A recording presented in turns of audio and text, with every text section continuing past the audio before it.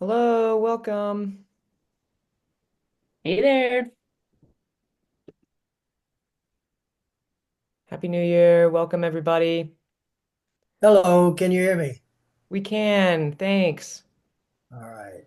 Yeah, Do you we're just want my video on or not? I'm sorry. Do you want my video on or not?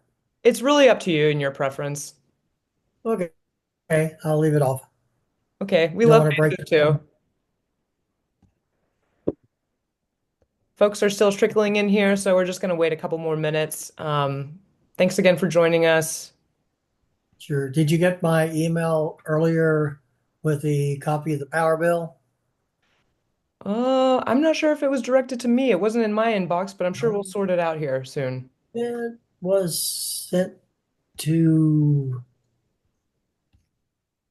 uh, Elizabeth Opioke. I'm not sure how to pronounce the last name. Yep, you got it. I'll make sure she gets in touch with you, Harry. Okay. Yeah. It was the only actual email address I had. So,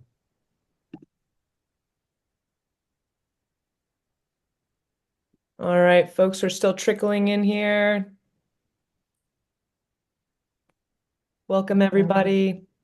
Thanks for muting your microphones. We're going to get started in just a little bit.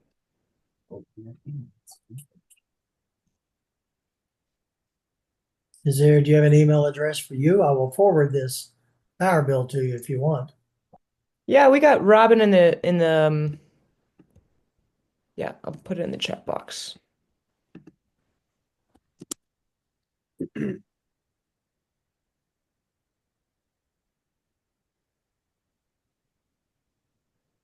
Welcome, everybody. We're going to wait one more minute and then we'll get started here shortly.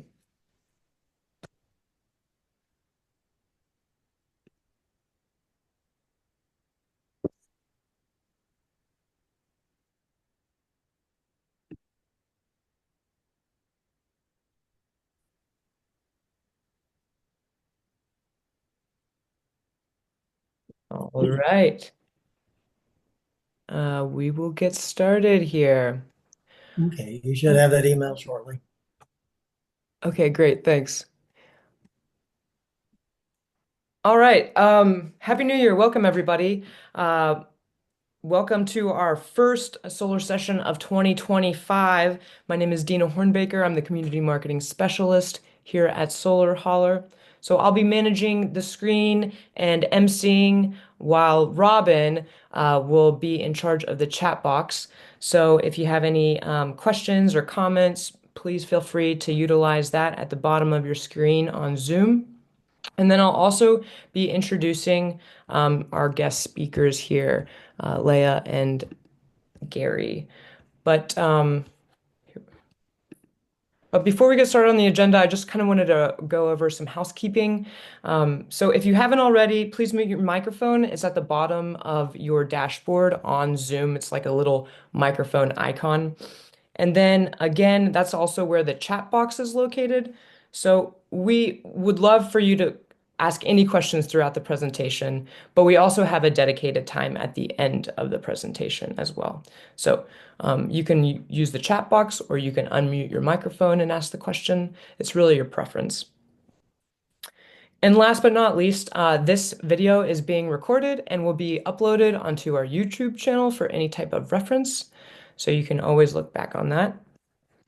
But yeah, let's get started with the agenda. So I'll introduce to you Gary and Leah, who we are, the benefits of solar, how it all works, winter blues, and staying cozy in this winter weather. What's changing with AEP, and our process, and then at the very end, we'll open it up for questions. So I'd like to introduce to you Leah Cunningham. She's been with Solar Holler from the very beginning. She is also a solar customer herself, and during her free time, you can find her at the local kickball team or singing her heart out at the church's choir. So she'll be taking it off here in just a little bit, but give it up for Leah. And then we also have Gary DeLuke. Before coming to Solar Holler, Gary was climbing up on roofs, installing residential and commercial solar installations all over the state. Um, and he is also in the process of becoming a solar customer as well. And during Gary's free time, he spends a lot of time outside, outdoors, but he also spends a lot of time with his two beautiful children who are hilarious. And so maybe he'll, you know, tell some of their jokes, but they're very humorous and very entertaining. But without further ado, I'd like to pass it off to Leia here. Yeah, good evening, everyone. Thanks so much for joining on the call. Yeah, so a little bit about Solar Holler. We've been doing this for well over a decade. We got our start helping schools and churches and nonprofits go solar, simply so they could utilize their resources for their programming and not their rising power bills. So 10 or 11 years later, we're doing the same thing for families, for businesses, still nonprofits, staying true to our roots.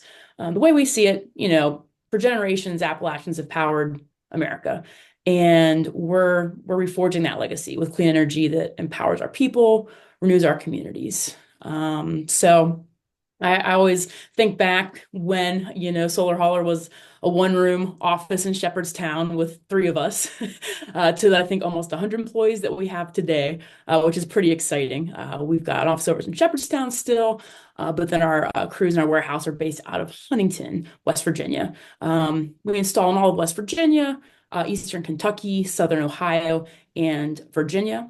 Um, like I said, employ was it 80 full-time staff, almost 100. So exciting to see throughout Appalachia. That's something that's always been true to our roots.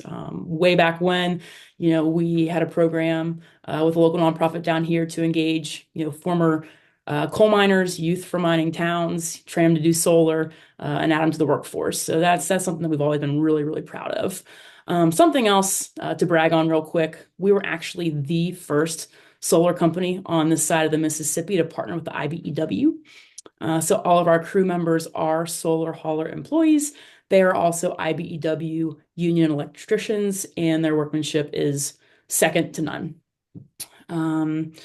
Something else unique to us, we're a benefit corporation and a proud amicus partner. That kind of just goes to who we are as a social enterprise. You see businesses these days, they're wanting to turn a profit, right? That's all that matters. But for us, there's a triple bottom line. It's people, planet, and profit. So really the decisions we make, the things that we do, we want to see, growth and prosperity in all three. Of course, being a West Virginia-based company, we do try to go as local as possible in our globalized world. So we are proud to use American-made panels and inverters of the highest quality. I mean, the stuff that we're using, these companies have been around for a long time. A lot of folks that go solar with us go grid tied. We'll talk more about how that works and how that's all set up. We also offer battery backup as an option through our partners at Enphase. And then, not only are our crews solar hauler employees, I mean, we handle every piece of the process from the marketing to service to the very end. So our teams, design, finance, I mean, from A to Z, we're really proud of the work that we do. And yes, thank you. In the past decade, we're over 2,300 systems, which is so exciting. It seems like yesterday we were having our 1,000th system party, but that was actually a few years ago, but time flies. That's about 38,000 kilowatts of power. But I think really ultimately, at least for me, when I think about the impact, there's of course the impact that we have putting clean energy on the grid. But also too, just as important, I think, is the amount of money that we've helped save families, businesses, schools, other organizations. We're talking millions of dollars that instead of going, out of state to the power company, that money is circulating in our local economy. And that's something that we're really proud of. All right, I'll go ahead and pass the torch to Gary so he can start telling y'all about the benefits of solar. Yeah, so obviously energy independence is a primary benefit most people are looking for. You've got, two options for getting electricity to your house. You either are getting it from the utility company or you're generating it yourself, or some combination of the two of those things. So that is something that grid tied solar offers that you can't get any other way. It's in West Virginia. There's long-term savings and immediate savings. These systems are designed to last for a very long time. Solar panels and the inverters that we're installing have 25-year warranties from the products manufacturers, which is extreme. Uh, and then more predictable monthly payments throughout the year, as you're not as susceptible to rate changes and extreme fluctuations in your usage over the course of the year if you're banking energy that you're sending out on the grid, or rather banking kilowatt hour credits due to the energy you're sending out on the grid throughout the warmer months.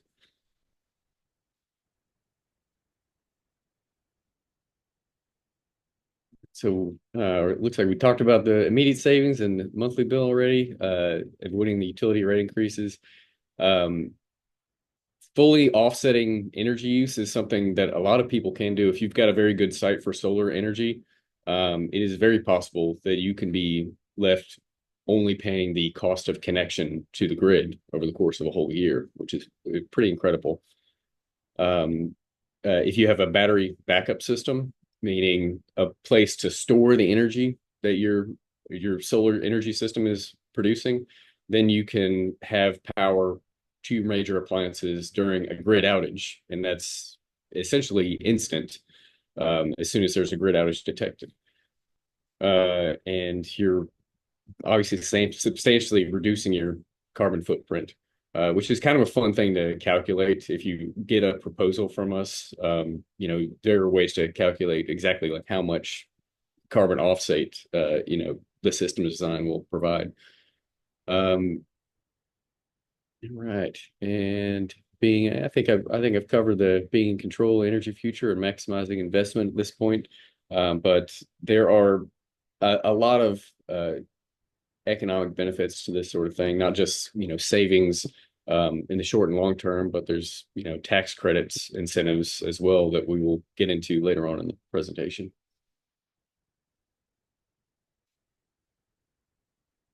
So solar is clean and it is infinite. We know where the sun is going to be every hour of every day of every year, which makes it, very easy if you've got a good design team like we do to predict how much energy you're going to produce and how much that's going to save you in the future. And it doesn't just benefit your site only. This benefits everybody connected to the grid. The more grid-tied solar energy systems are out there, the less susceptible your neighborhoods are to things like brownouts. It mitigates problems related to having, a whole bunch of people all using a lot of energy all at the same time who are connected to, the same transformer. If you've got a few solar energy systems in the mix, then you're adding extra kilowatt hours on the grid immediately in that area. And it does help mitigate effects of, that would otherwise cause brownouts. Let's see. I think there is some confusion that some people have about where your energy is going. I think some people think that with a grid tied system, all of your energy is being sent out on the grid, and which is not quite the case. And I think I'll get into that a little bit more in the next slide. But essentially, you're using energy that you're producing on site and you're able to export onto the grid as well. So how a grid tied system works is that whenever the sun's out, your system is generating energy. It's first sending that to whatever loads are active in your house. And throughout the day, your usage is fluctuating. Your energy production is also fluctuating.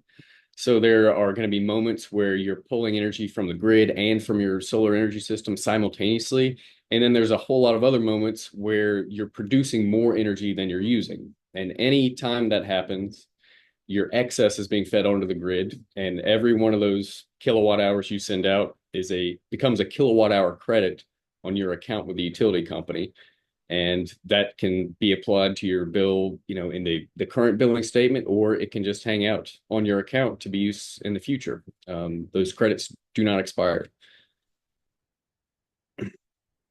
Uh, if uh, you want to have backup during an outage, just like you would for a generator, then rather than strictly thinking about how much energy you use over the course of a whole year, you want to look at what your appliances are. So we can properly size a battery system the same way you would a generator system by looking at what do you want to power during an outage, what's the peak and continuous needs of those appliances, and then we can figure out what size battery system is going to be appropriate.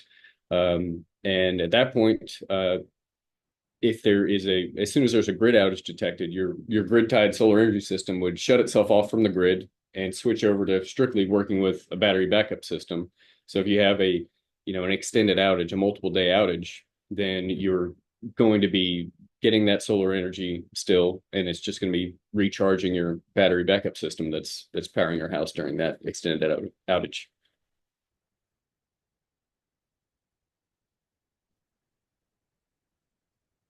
So there are a few ways for homeowners to save on this. You can purchase a system outright, in cash, or get your own loan through your own credit union or something like that.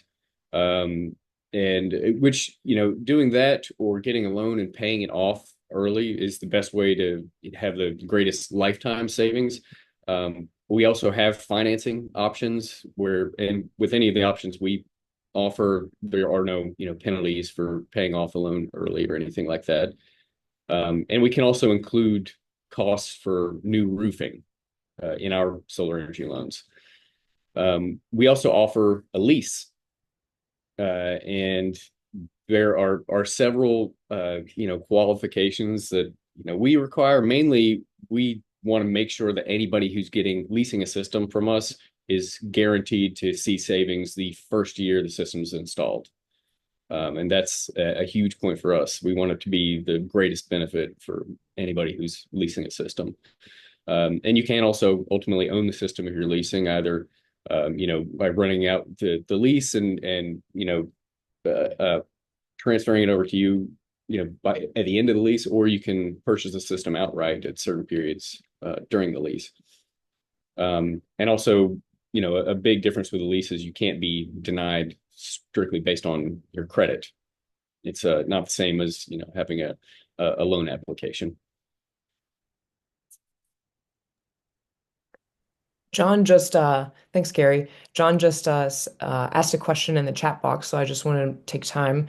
He asked, do you install new roofing as well, or is it just including in financing?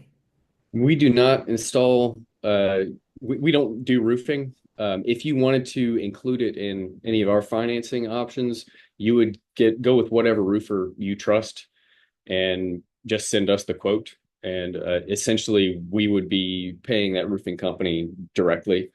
So like, similar to like if the roofing company was a subcontractor, but different in that we're not like telling that roofing company what to do or how to do their jobs. We're just paying them directly instead of you doing it.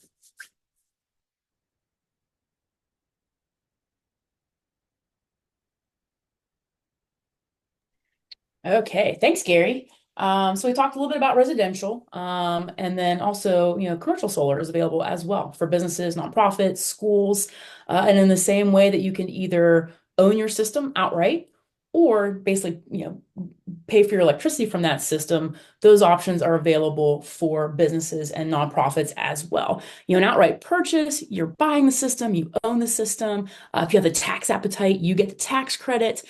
Typically, that's a really good fit if you're going to be in the building long term. And if you're really seeing it as, how can I maximize my return on investment and save as much money as possible versus the utility over the long term. And then, of course, power purchase agreements. Those are nice for folks that really want immediate savings. They might not have the capital to buy a system outright.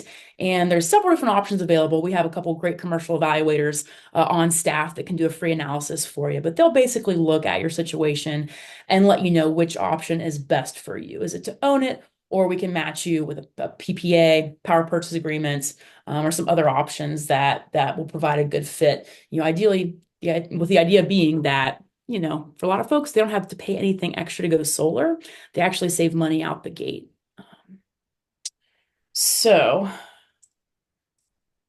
that's made possible through a few different incentives that are available. The biggest is the 30% solar investment tax credit. So from now through January of 2032, that tax credit covers 30% of the total cost of your solar investment, which is fantastic. Up until about a couple years ago, nonprofits, of course, weren't able to take advantage of that. Now they can. That tax credit is refundable. So, if you're a church or a nonprofit and you're like, oh gosh, I've always been thinking about going solar, but I've never been able to take advantage of the tax credits, that's changed. So, we can show you what those numbers look like. Some other incentives available for commercial solar. There's a 10% energy community credit. Most of West Virginia is considered an energy community. 10% for domestic content. Of course, we want to use American-made panels, and there are some incentives available for doing so. We do have some great partners that work with the Solar Finance Fund. There's a grant there, cover another 20%. The USDA, REAP has grants available. So the commercial incentives, the residential incentives are excellent. Folks are saving money out the gate. The commercial incentives are incredible. So I would encourage you, if you've been thinking about doing it for your home, that's why you're on this call, but think about your business too. It's worth taking a look and seeing if there's some savings to be had. All right. So, what is the deal? What is the deal with AEP? That's a big reason we wanted to get everybody together and have this solar session. Gary talked about net metering earlier. That truly on the state level is what helps folks save money with solar. During the day, your system overproduces, you send power out to the grid, the utility credits your account. That way, when you pull from the grid, they apply those credits. We offset your bill. We can calculate your savings.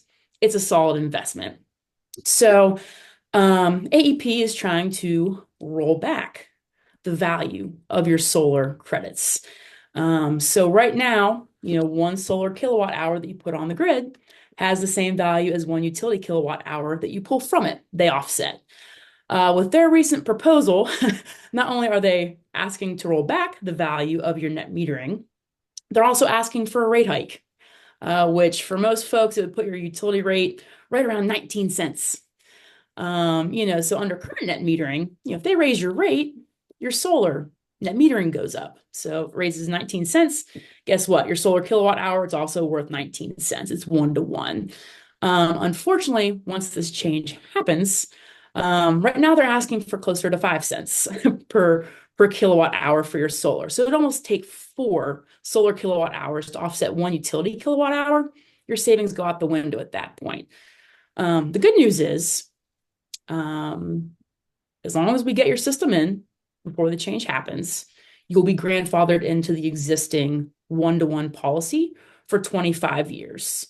Interestingly enough, our friends up north, First Energy territory, so we're talking North Central West Virginia, Eastern Panhandle, this exact same thing happened last year. They asked to have net metering rolled back. The Public Service Commission did indeed roll it back, but we're really proud that we were able to get some really great protections for solar that can now be used as a nationwide model. So we're not exactly sure how this is going to play out yet, but we do know that, like I said, you get in now, you're grandfathered into the existing policy. I tell folks all the time, I've been doing this almost 8 years now. I have folks that sign on the same day. I have folks that come back 5 years later, and that's great. We're very much a no pressure operation. Actually, if you would have told me 8 years ago I'd be doing sales, I would have laughed at you. But unfortunately, with this net metering change, the boat is leaving the harbor, right? You're either on the boat or you're not on the boat. And so that's why we're really trying to get the word out, get in as many folks as possible so that way they can enjoy 1-to-1 net metering and really maximize their savings with solar. So key takeaways. there is a deadline of March 20th. That's what we're asking folks to commit by. So that way we can get you in before the change happens. Like I said, the value is going down. And interestingly enough, if they raise rates, your net metering matches that. They're looking at having the net metering be 5 cents per kilowatt hour. They can raise rates to 20, 21 cents, 22 cents. Guess what?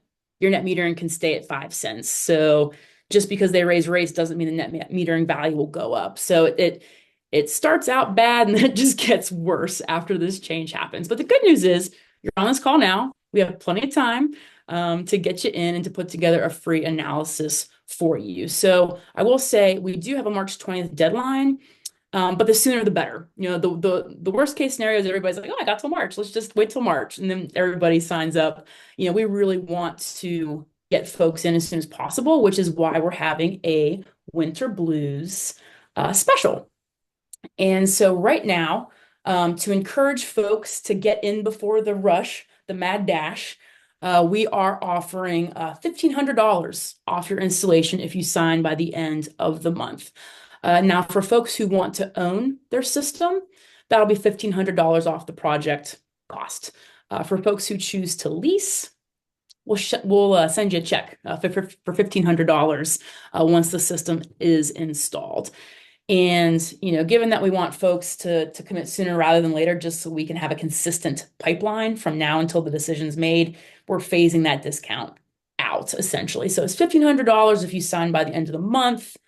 If you sign by the end of February, it's $1,000 off.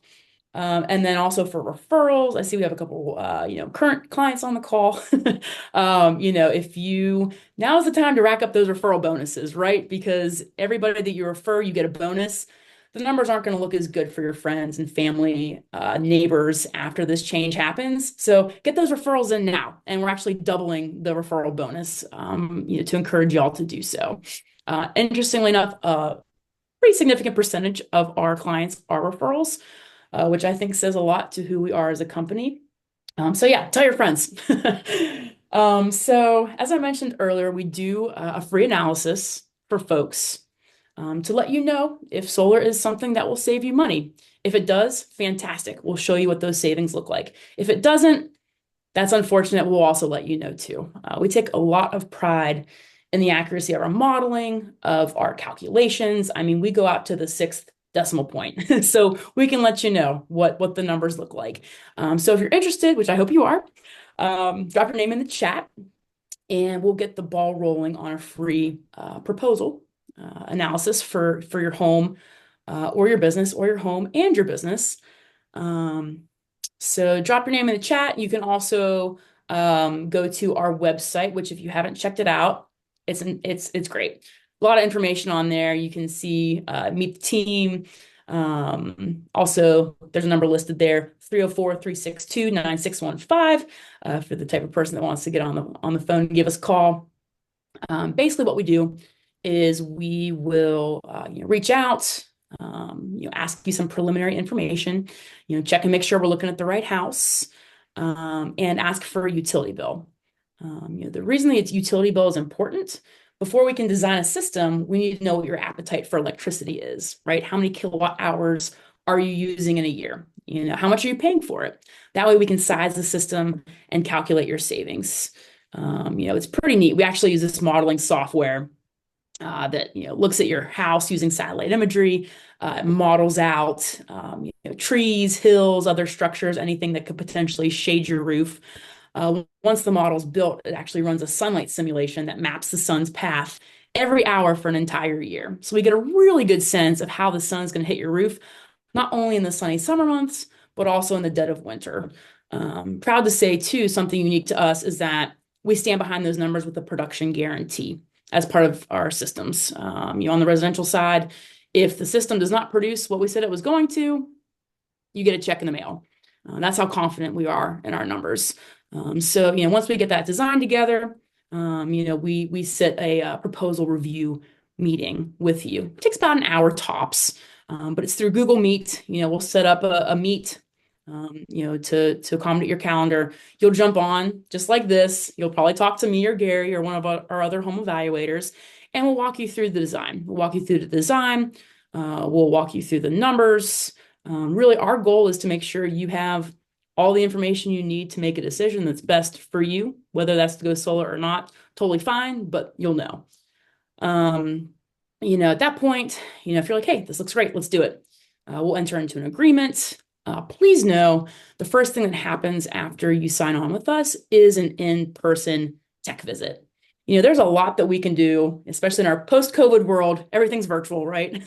But there's a lot that we can do virtually. We already talked about the utility bill analysis, the sunlight simulation, and the modeling. But of course, before the rubber hits the road, we're going to come out in person and do a tech visit to make sure that your home is solar ready, and most importantly, to make sure that you are comfortable with the project moving forward. Please know that if we find anything that prohibits us from installing, increases costs, or you're simply not comfortable with the project, we don't have any cancellation fees or anything like that. We want to make sure it's a good fit.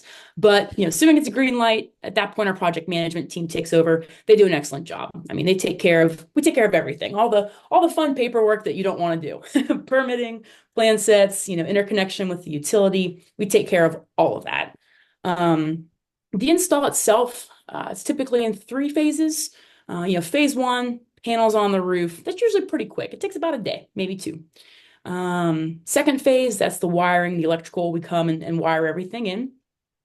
And then phase 3, of course, the utility come and does their inspection, and installs a meter. So that way they can read, what you're putting onto the grid. So that way they can credit your account.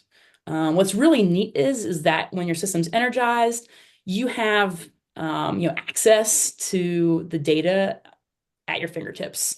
Every system comes with the Enlighten app. So you can actually see panel by panel what your system is producing. You can see what you're consuming from the grid. You can see what you're exporting to the grid. It is super cool. I have clients send me screenshots of their monitoring all the time, where they're just like, yep, I'm saving money today. So it's pretty neat. And of course, we have a fully staffed service team that's with you every step of the way to handle any service inquiries. I already mentioned the 3-year production guarantee. With that, we also have 10-year workmanship and, of course, our service team throughout the lifetime of the system. Okay, well, I think that wraps that part up. Now I think it's time for some questions. I know we've had some in the chat. Dina, you want to take back over? Yeah, definitely. Thanks, Robin and everybody else, for responding and getting some questions going here. I'm going to read some of them. A lot of them have been responded, but we can always just review them. But Larry is asking, does West Virginia allow you to sell energy back to the provider? For example, AEP. Yeah, good question. Good question. Yeah. So to clarify that, net metering in some states, it's a credit system. And in some states, they will actually cut you a check. Some states you have farmers filling their fields full of solar panels because the utility company is writing them a check for the electricity that they produce for the grid. The states that we work in Appalachia, it's a credit system. So that's why it's so important when we look at your bill, we see what your total annual usage is, and we size the system to meet that, but no more than that. Because really, if we oversize a system past what you use, then you're accumulating credits that you'll never be able to take advantage of. So great question. Yeah, unfortunately, no, here in West Virginia, they're not going to cut you a check, but they do apply those credits to still offset your bill. If you're at 100% offset, it's down to just the $13, $14 meter fee. Awesome. Thanks, Leah. Robert Goldsmith has asked a question. I have a home standby generator. How would the generator and the solar system work together in an event of a utility power outage? If you have a grid tied solar energy system without a battery backup system, so no energy storage for the solar, and you have that generator that you've already got installed, it's just going to do the same thing it does with or without solar. Like there shouldn't be any change there. If you wanted to get a battery backup system along with solar energy and have that generator, then it gets a little bit more complicated. But there are several ways that could play out, and that would be probably better suited for another conversation specifically about your site. Thanks, Gary. Rick has asked, he's in Kentucky. What about one-to-one net metering in Kentucky?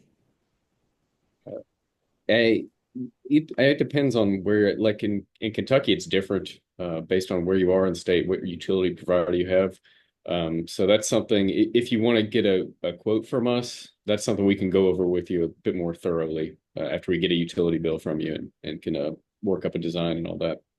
Yeah, back in 2019, the Kentucky legislature, actually the legislature voted to roll back net metering, but it was left up to each individual utility to submit their request to the Public Service Commission. So I believe as of right now, I think Kentucky Power, of course, Kentucky Utilities, and there are a few others that have changed their net metering, but some have not. So like Gary said, that's why as part of our free analysis, you send us your bill. We're going to structure your proposal based on what your specific net metering policy is.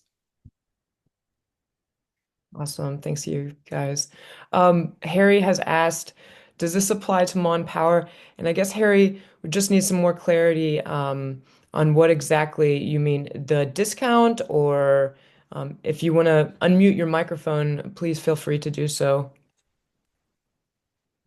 I was referring to the net metering. We're right on the borderline of AEP and Mon Power, but we're on the Mon Power side. Yeah, so unfortunately, First Energy was successful in getting net metering rolled back.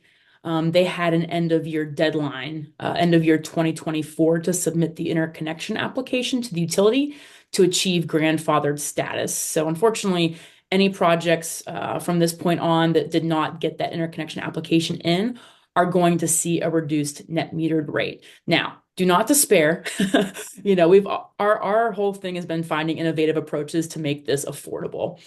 So our team is currently working on solutions to help the savings pencil out for folks. We're not quite there yet, but I would definitely stay tuned because there are things that you can do with batteries. There are other options available to get it to where the savings pencil out again. Because right now, I think it's a little over 9.5 cents is what your solar net metering is versus like a 13-14 cent utility rate. So there could still be savings. I'd certainly encourage you to still have us do an analysis for you, at least, get your foot in the door and start that conversation. And then we can keep you posted as things evolve and we figure out solutions for folks to accommodate that change. Yeah. And on a positive note, like with the net metering change that Mon Power and Potomac Edison have seen this year is nowhere near as crazy as what AEP has proposed. Just like not even close. So don't worry, and we'll be able to talk to you more in depth about your site as soon as we get a proposal worked out.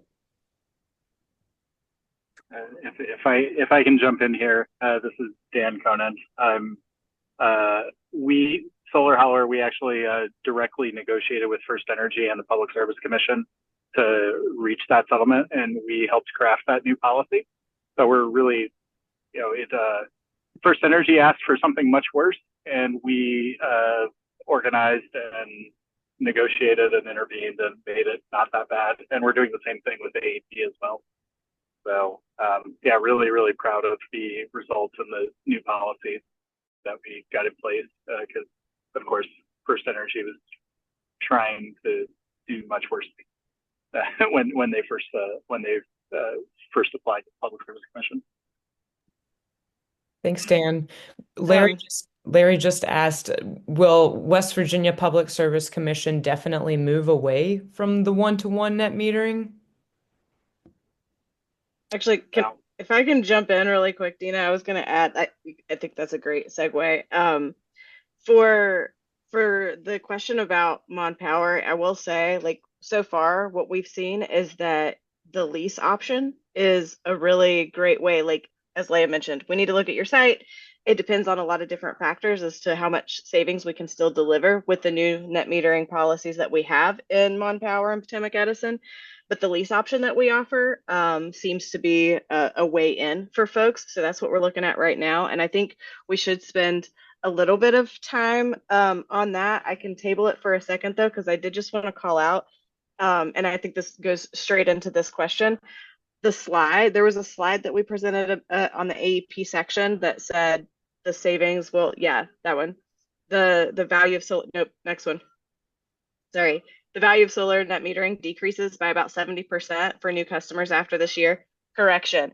It could decrease by as much as 70% if AEP gets what they're asking for. That is not certain. We don't know what the Public Service Commission is going to ask. So I did just want to call that out, that is like what we're looking at here on this slide is our worst case scenario. And as Dan mentioned, we've intervened in the case. We negotiated last time. We will do that again. It may not be that bad, but we also need to just be transparent with people and let you see kind of what it could be. So I just wanted to I know it's a small thing there, but that shouldn't say that it will decrease. It should say that it could decrease. And so, yeah, I guess I hope that answers the question. As far as what the Public Service Commission will decide, we hope and believe that they will not get everything they're asking for, but they likely will get something. It will definitely look different than it does today, and it will not be as good of a deal. How big of a difference is yet to be determined. Thanks, Heather. I looked at one more question here. Rick has, how do you assess new construction, particularly net zero ready homes and Energy Star homes? It's as far as like assessing what can be done with your property, like what size system, where panels can be located, and how much production you can get with various size systems. That's pretty straightforward. If we've got a house design and we know the location and we know what the lay of the land looks like, we can build a model and do all that. However, with new construction, there's no way to know for certain how much energy you're going to use in the future. So we can make estimates. I think that's a lot of people who are in that kind of position ideally would spend a lot of time thinking about like what appliances they're going to have. Are certain things going to be gas powered? And you really want to just shoot for a design that's going to look nice and produce a solid amount of energy, primarily like an amount of energy that's not going to be way overboard. Because again, if you're producing like a little less than what you use per year, that's not a big deal. If you're producing 150% more than you use over the course of a year, then you're just not benefiting from that excess 50%, production. So the new construction projects are fun to work on, but that's the only thing that will always be a question is how much energy are you going to use in the future? That's a difficult thing to estimate. Thanks, Gary. Harry has another question. He says, when I get under contract with a utility, how long is the contract good for? Can the state's PSC override my contract? So basically, when your interconnection application is submitted, the policy at the time is what you're locked into. But that's really important because with this net metering change, let's say you're like, thinking about, oh, I just want to do a little bit of solar now, see if I like it, then I'll add solar down the road. In that case, you'd be submitting a new connection application, which would void your net metered status, your grandfathered status. So really the system that you ultimately want is the system that you need to get today. In terms of the utilities, just like pulling a fast one and pulling the rug from under your feet, that would be unprecedented in the country for a utility to, just roll back and say sorry. I can't say with 100% certainty it won't happen. It could happen, but it would be unprecedented. It is incredibly rare. I think, Dina, was there a question about the tax credit too? Long term?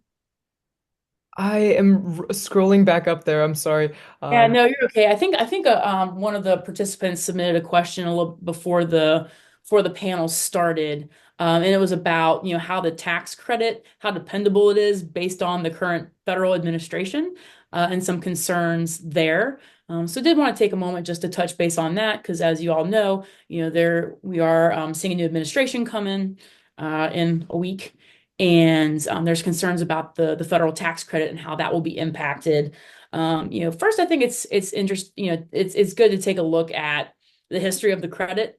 Interestingly enough, in its current iteration, the investment tax credit at 30% actually was established back in 2005 under Bush. So it was a Republican president that created it in its current form, and it has been renewed throughout the years by both Democratic and Republican administrations, and is available through 2032. So the good news is that everybody loves tax credits. If you can figure out a way to pay the IRS less money, everybody likes that. So from all indications, there's nothing to worry about in terms of the tax credit getting rolled back. It is currently set to last at 30% through, I believe, 2032. Then it phases down to 26% in 2033 and 22% in 2034. Worst case scenario, if they do decide to get rid of it, the soonest that would take effect would be 2026. So I would say if that is a concern of yours, that's even more reason to go solar now, to get in before AEP changes net metering and to get in before any potential changes could happen at the federal level. Great. Thanks for reviewing that, Leah. Nancy has asked, can home solar power be used to help charge electric vehicles? Oh, absolutely. Yeah. I got my solar about 2 years ago. And, I was actually able to oversize my system to generate extra electricity in anticipation of getting an electric vehicle. I haven't gotten one yet. I have a Subaru. I'm going to drive it into the ground. But I do plan on getting an electric vehicle in the next 3 to 5 years. So, I'm basically building a credit bank on my AEP account. So that way, when I plug in that electric car, I'll essentially have free gas. So absolutely. I mean, if having an electric vehicle is a goal of yours, the solar can definitely help power that. I would say just when you meet with your evaluator, let them know that that's a goal of yours, because then we have to factor in increased usage. So instead of sizing the system for the usage or for your consumption today, we'd size it, given that you'd be adding an electric vehicle in. So we'd oversize it slightly. Thanks, Leah. Robert has asked another question here. Will your pricing include the sale of carbon offsets?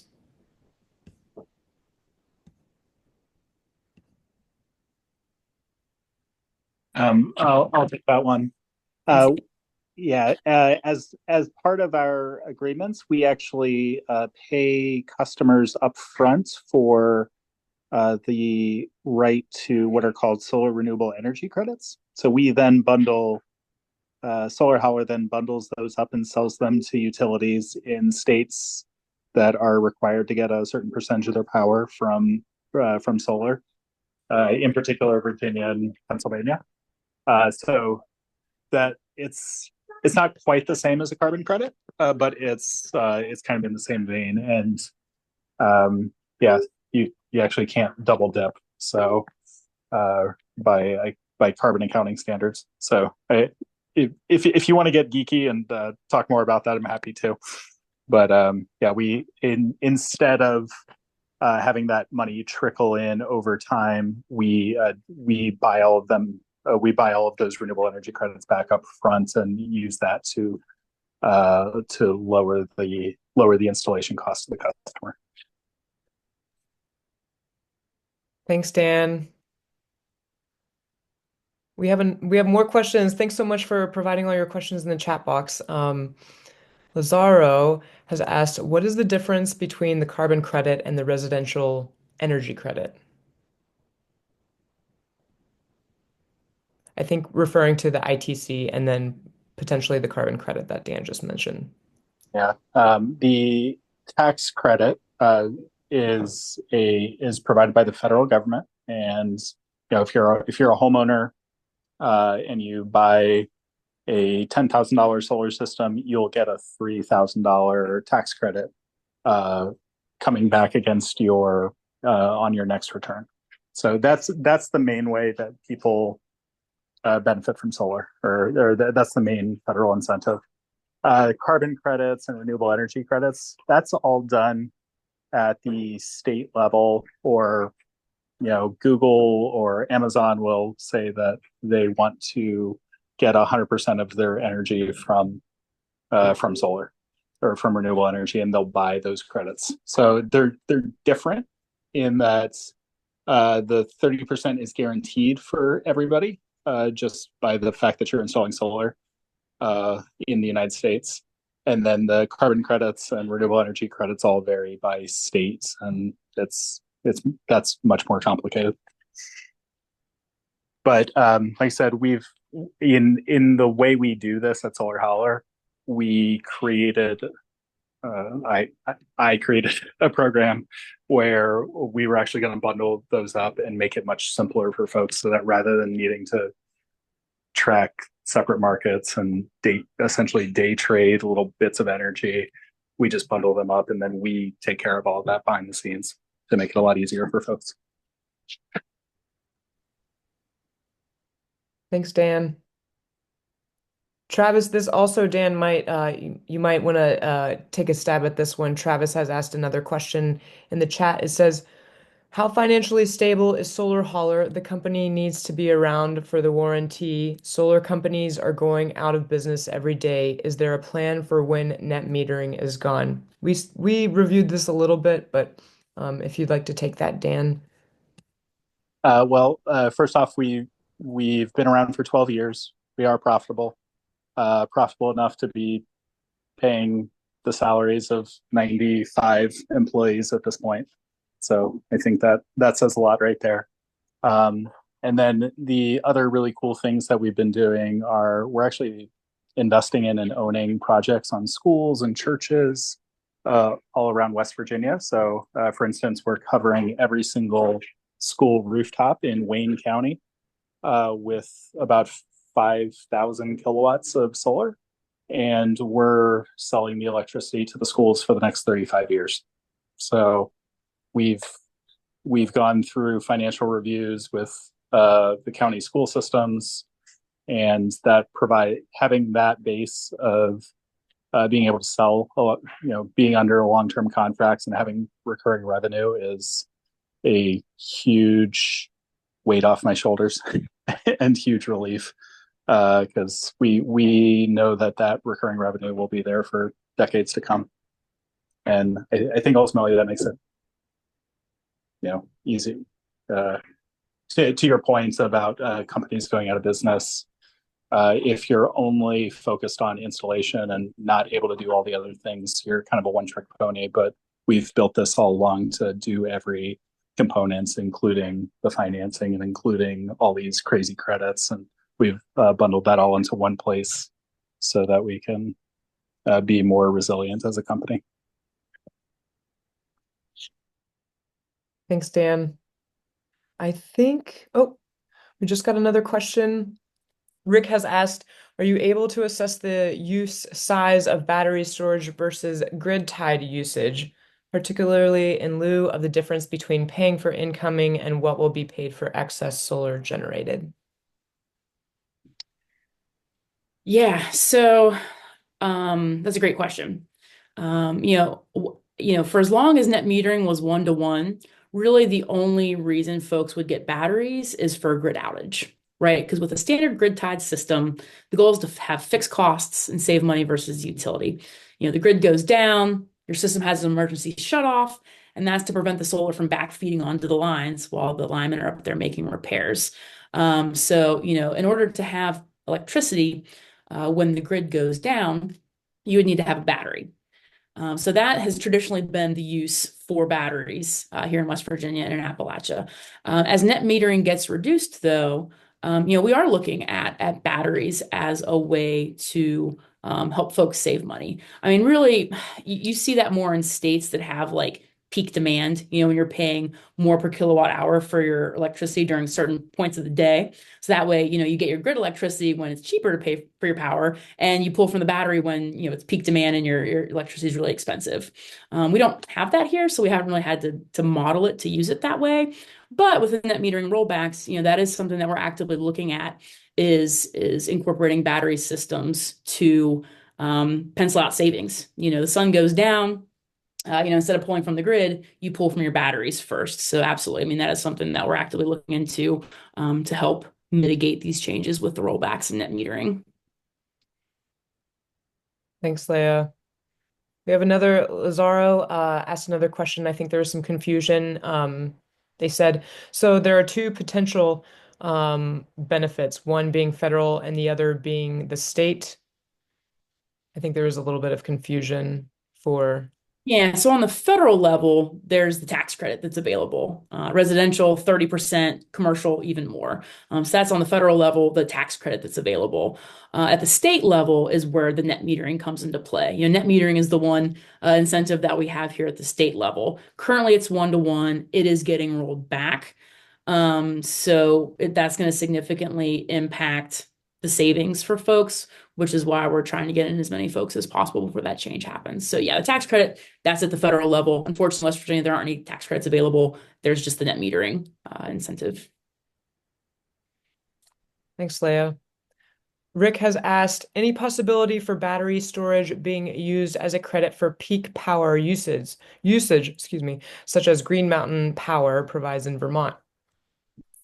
So we don't have a way to do what they're doing in Vermont, but if you have a battery backup system, you can program it to be in self-consumption mode for a set time frame every evening. So you could program it to use power from your battery system for a certain period every single day as a way to save additionally on your utility expenses. Thanks, Gary. We have a couple more minutes here if anyone has any more Thank you. questions. Yeah, I would say if I could add to that, the challenge right now, Rick, is that the cost of batteries, right? So really, it's one of those things like right now with 1-to-1 net metering, it's one of those things like you're getting the battery basically for outages, and then you can kind of just switch it into like a self-consumption mode, and it's like icing on the cake. You wouldn't get a battery just for like self-consumption right now. Or right now, we're working towards doing that. But right now, given the cost of batteries, it doesn't quite pencil out to do that. Because what you'd be saving on your power bill, you're paying thousands of dollars for a battery, but we're getting close. And that's something that we're actively pursuing with these net metering rollbacks.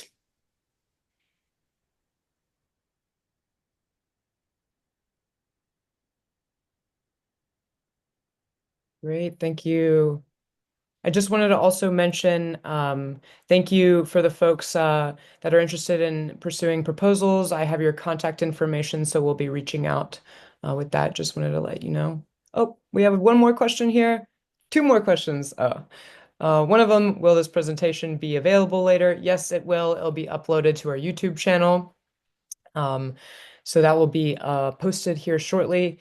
And then Nancy has asked, what is the cost of batteries these days? I mean, the costs are kind of all over the place. Like what size battery system are we talking about? Like what are we trying to power?